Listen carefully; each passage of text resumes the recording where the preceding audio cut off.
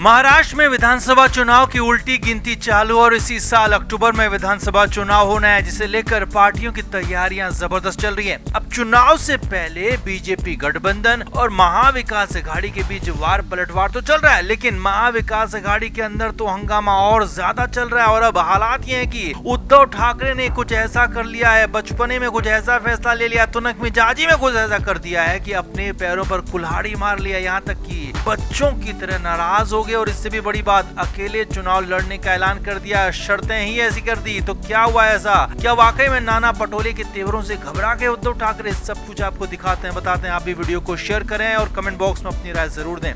तो महाराष्ट्र में विधानसभा चुनाव से पहले उद्धव ठाकरे फंस गए हैं। जी हाँ, ठाकरे फंस चुके हैं, क्योंकि वो बीजेपी के साथ अब जा नहीं सकते हैं, क्योंकि बीजेपी को पानी पी पी कर हर रोज कोस रहे हैं। और बीजेपी के साथ जाएंगे तो बची खुची इज्जत और वोट बैंक भी चला जाएगा और शिंदे गुट को सिर पर बैठाना होगा, वो अलग। उधर इंडिया गठबंधन में शामिल महाविकास अघाड़ी के अंदर उद्धव ठाकरे ने कुछ ऐसे हालात पैदा कर दिए, कुछ ऐसा कांड कर दिया है जिसे कहा जा रहा है कि उद्धव ठाकरे ने अपने ही पैरों पर कुल्हाड़ी मार ली है। हमने ही आपको बताया था कि उद्धव ठाकरे महाराष्ट्र की 288 में से 125 सीटों पर चुनाव लड़ना चाहते हैं और गठबंधन को इस बारे में बता दिया है, जबकि कांग्रेस ने भी इस नहले पर दहला मारते हुए कह दिया था कि कांग्रेस 150 सीटों पर, 150 सीटों पर चुनाव लड़ेगी। अब इसके बाद खबर है कि महाराष्ट्र में गठबंधन की बैठक हुई, जिसमें कांग्रेस के साथ शिवसेना, यूबीटी और एनसीपी शरद पवार के लोग भी शामिल हुए। और उद्धव ठाकरे ने साफ साफ कहा कि वो 125 से कम सीटों पर चुनाव नहीं लड़ेंगे, जबकि शरद पवार की पार्टी की तरफ से कहा गया कि 90 से 95 सीटें सभी पार्टियों को दी जाएंगी। अब हमने पहले भी आपको बताया था कि इस पर खासा बवाल हुआ था, नाना पटोले और उद्धव ठाकरे के बीच में सीधा संग्राम तक हो गया था।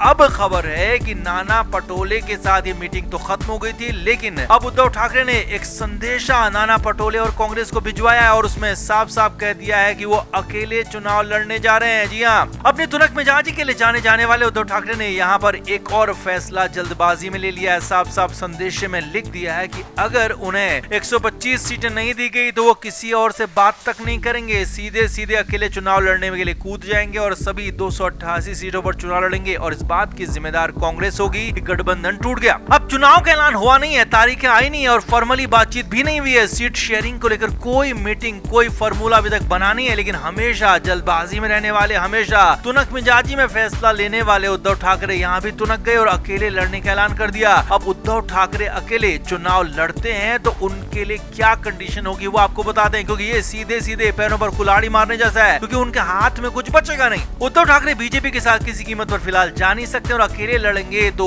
कोर हिंदू वोटर अभी भी बीजेपी को ही वोट करेगा, यानी कि उद्धव ठाकरे की पार्टी को वोट हिंदुओं का, जो कि कोर हिंदू वोटर है, वो नहीं मिलेगा। दूसरी तरफ पिछड़े, दलित और मुस्लिम वोट कांग्रेस और शरद पवार की पार्टी को मिल सकता है। तो ऐसे में सिर्फ मराठा वोट ही, थोड़ा बहुत, वो भी पूरा का पूरा नहीं है, मराठा वोट के सहारे, जो कि पूरा नहीं मिलेगा, क्योंकि कुछ और पार्टियों को भी मराठा वोट मिलेगा। तो सिर्फ मराठा वोट के सहारे महाराष्ट्र की राजनीति में उद्धव ठाकरे कुछ नहीं कर पाएंगे। कहीं ऐसा न हो कि 125 सीटों की जिद करने वाली ठाकरे की पार्टी 25 सीटें भी चुनाव में न जीत पाए। अब इसे उद्धव ठाकरे का बचपना ही कहेंगे कि अभी बातचीत की टेबल तक तैयार नहीं हुए और अभी से अकेले लड़ने की बात कह रहे हैं। कई लोगों का तो ये तक कहना है कि इसी बचपने की वजह से, इसी तुनक मिजाजी की वजह से बीजेपी के साथ भी इनका गठबंधन टूट गया था और कांग्रेस के साथ भी अब टूट सकता है। तो आपका इस पर क्या कहना है? क्या उद्धव ठाकरे के लिए हालात आगे और बेहद ज्यादा खराब होने वाले हैं? चुनाव के बाद कंडीशन बुरी हो जाएगी? कमेंट करके जरूर बताएं, वीडियो को शेयर भी करें।